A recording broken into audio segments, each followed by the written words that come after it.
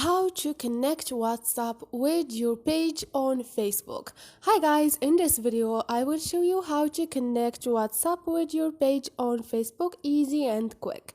First thing, go to your Facebook app and here click on those three lines up there. Click on your page. You're gonna find it beside your profile, which is me. I have how to media, or you can click on pages if you didn't find it there and click on those 3 points. Now all you need to do is click on create post and you're gonna find get WhatsApp messages. Now enter the WhatsApp number where people can message you directly from your ads.